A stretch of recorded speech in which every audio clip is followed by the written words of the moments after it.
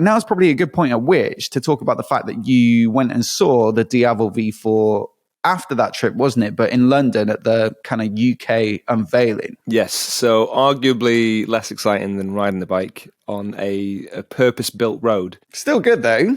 No, it was really good. And actually a really nice surprise was that it was in the tippity top of the Gherkin in London, which I've not been in before. The bell end.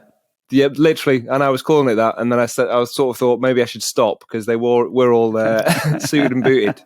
There was a dress code which I did not hear about. Sorry, mate. I think I was meant to tell you about that. I reread the email and actually saw it in there. Yeah, don't worry about it. I still looked fantastic. So yeah, I got to speak to the guys and they were talking mainly about the fact that it's won a design award. Yeah, so Tim got to speak to both the product manager and one of the lead designers about how it's been, designed. And so we'll let that interview play out now. It's about 10 to 15 minutes of pure, beautiful Italian accent. That's true. That's just mine. Gentlemen, thank you very much for joining me. Love the presentation upstairs. It's a spectacular bike. You did it justice as well. I have to ask the first question actually to you, Andrea. Was it stressful at all drawing live for everybody upstairs? Of course, it was stressful. Yeah. Because usually, as a designer, we enjoy the drawing alone with music. Now we isolate ourselves in order to be creative and falling down in our environment. Yeah. So this has been the first time that we try to introduce this kind of format. Yeah. But I hope the people enjoying this kind of new feature. It showed it and explained it perfectly, I think, the design between the two. So, question for you, Stefano, in terms of the technical difficulties making this bike, difficulties may be too strong a word, were there any hard parts to change from the 1260 to the V4? Were there any that stand out as a difficult area to change?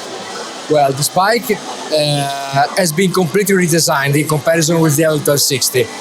The toughest job was to reduce the weight. This was our main target at the beginning, so every single part we wanted it to be lighter than the previous one. This is not an easy task because, every time you have to be better and better in order to reduce the weight of each single part.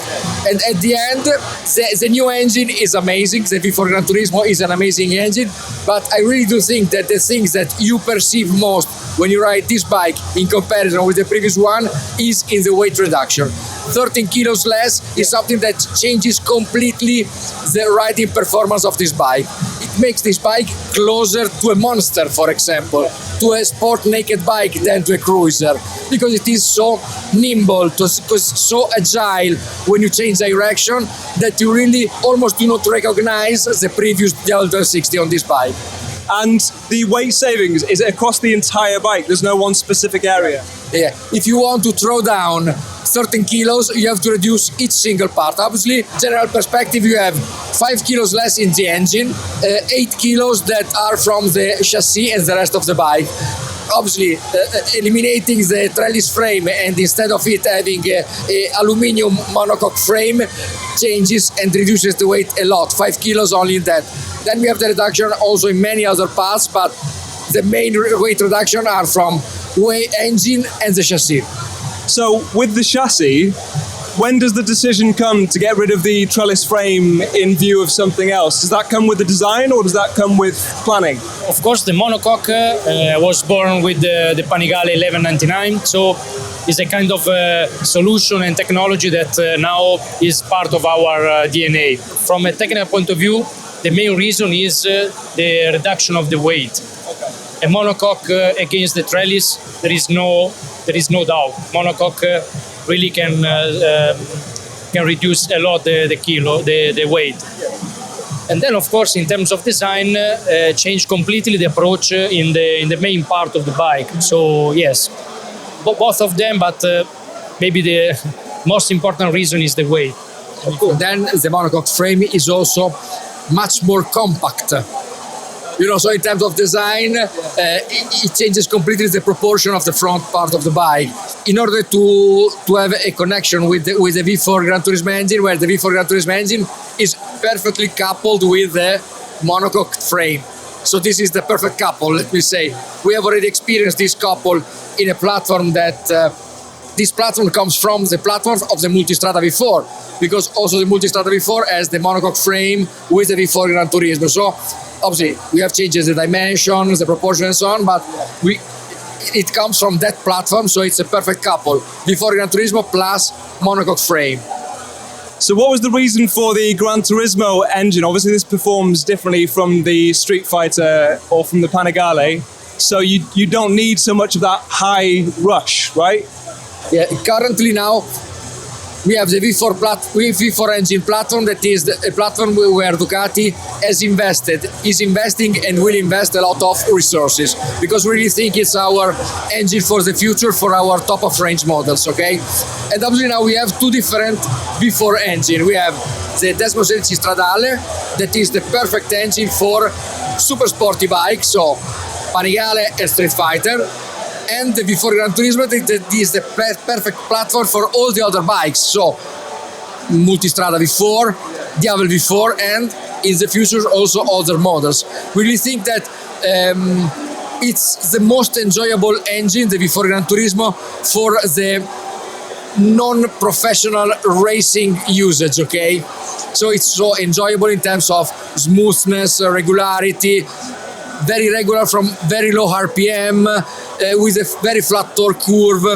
It's so enjoyable, and obviously in a bike like the Diavel or the Multistrada, you do not need to go so much over 10,000 RPM. So the V4 Gran Turismo is the perfect balance for that kind of bikes. With design, when you're designing a bike like this, where the designs are allowed to make a lot more kind of extreme decisions, is it more fun to design a bike where you've got less restrictions? Of course, in this kind of bike where the design is one of the main reasons of purchasing, of course we have somehow more power, so we can really push in order to find a really unusual solution, for example the tail light. Yes. So from the creative point of view is more enjoyable.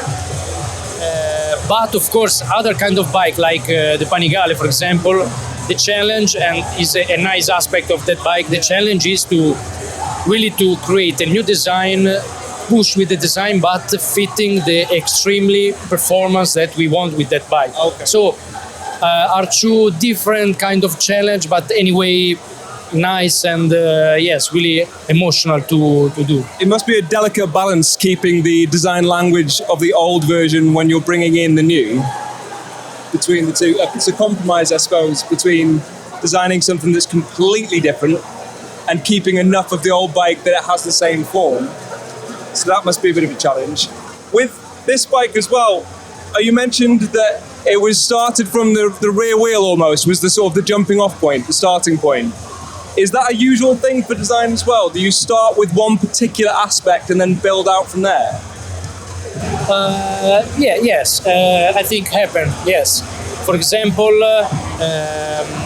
one really important aspect for the Multistrada, for example, was of course the ergonomy and the possibility to have a really, how can I say, performant ergonomy for off-road riding, for road riding. So. Every bike has one or two key elements to keep over the top and to, how can I say, to use as reference to design all the rest. Yes, can happen, yes. And did you get much influence external from bikes, from the automotive world, for things like the tail light, for the exhausts? It seems like you've drawn on inspiration from outside of even motorbikes and cars. You were saying about as well, the stance is that of a runner, right? Which I really love the analogy that it looks like a runner ready to start. So are there some areas specifically on this that you drew inspiration from something external?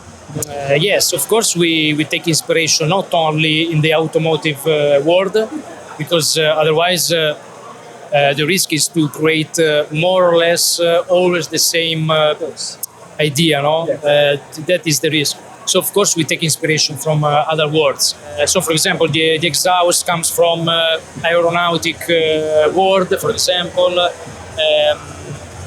the thought behind the approach about all these volume that are, I can say, every volume has a really strong impact, but they work together.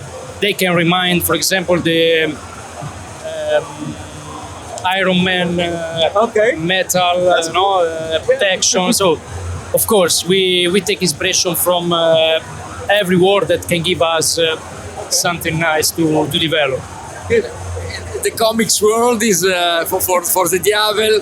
The Diavel has always been, the Batman motorcycle, But I remember a nice story of one of our dealers that when he first saw this new Diavel before and he saw the rear light, you see the shape, the LEDs, and he said, okay, Diavel has always been the Batman motorcycle, but in this case, this is the Spider-Man motorcycle, Venom face, But it was something that we didn't think about it is Ducati, but then now it comes out that it looks like a Venom face, Are you excited to find out what other people make of this? And like you say about the Spider-Man influence, where some people tells you something that you didn't realize or see, that's got to be an exciting part of launching any bike, right? Waiting for that feedback. Yeah, absolutely. Absolutely. It's always very, very exciting because starting from the very first moment when we show, for example, as a preview, our new motorcycles to our dealers, for example, they comes out with opinions that we didn't expect. That always happens.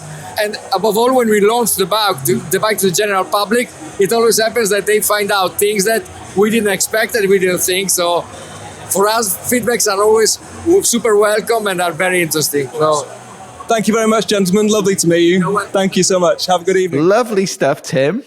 Very nice to hear that. And what do you make of the bike yourself, seeing it in person? It's nice, I have to say. So it's a weird one. When the first Diavel came out and then the X Diavel, and I've seen that obviously around, and it looked something special to me. But there is a really weird thing that happens when they bring out a new version of it, where instantaneously the old version looks old. Yeah. So I was looking at what the originals were sort of going for, obviously because I was trawling through Auto Trader straight after that because they hooked me. So yeah, just out of curiosity, and I was seeing the older versions, and I have to say it doesn't look dated, but it does look of a sort of, I guess, different generation, different era. And the new one to me is, pretty spectacular. I mean, in terms of looks, I don't think there's an awful lot I would change on it for the arrogance of me, like I'm a designer. But honestly, going around the whole bike, even sort of nitty gritty bits, I know you quite like the taillight section. I love that as well. Yeah. It is a little sort of, it does split an audience to a certain degree, I think. But for me, it's very eye catching. And the indicators on the front as well. I remember you mentioned them being sort of above the handlebars. Yeah. Yeah, exactly. And I think even that sort of looks quite nice on closer inspection. The only sort of downside, I suppose, is the the rear cylinder bank is sort of hidden up under the seat, but they've put like a plastic fake. I can see why people don't love that compared to the old one where it's got these beautiful machined engine covers. Sure.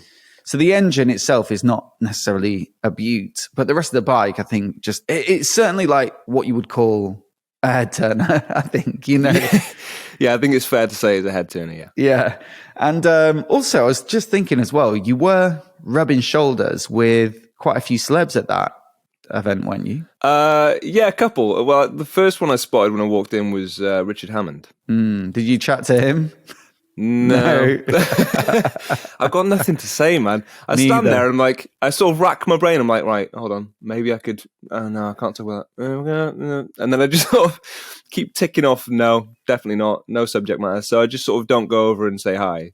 I could just walk over and say, love your work, lovely to meet you kind of thing. That would be enough for me, I suppose. But just say, love you. Leave it cut short. Well, this is why I said rubbing shoulders, because that's quite literal. Maybe you did bump into them and that was it. Well, yeah, exactly. Yeah. And I literally, you spot, it's funny because if you're not expecting, then you sort of spot from a distance and you I don't know, it's obvious that you've spotted someone. It's not quite a double take, but very nearly. And then, Foggy was there as well because he was, I think he's linked in some way as sort of ambassadorial role because they were talking about obviously his racing days. Yeah. Yeah. I mean, I've seen him at a few events as well. But he was there. I think Heston Blumenthal was there as well. But I might be just maybe could have been a guy who looked. Yeah, just a bald guy, glasses. Well, that could be me. Wait, It was you. So no, there was a few famous faces there, and like I say, everyone was very smartly dressed. So even if they weren't celebs, they looked like it for a day. Lovely stuff. And I think I wholeheartedly agree with your approach there. I'm not the sort of person who can just walk up to a celebrity and just kind of say hi. And actually, me and Tim both used to work at the BBC. That's how we met. And so coming in and out of there, you'd see celebrities all the time.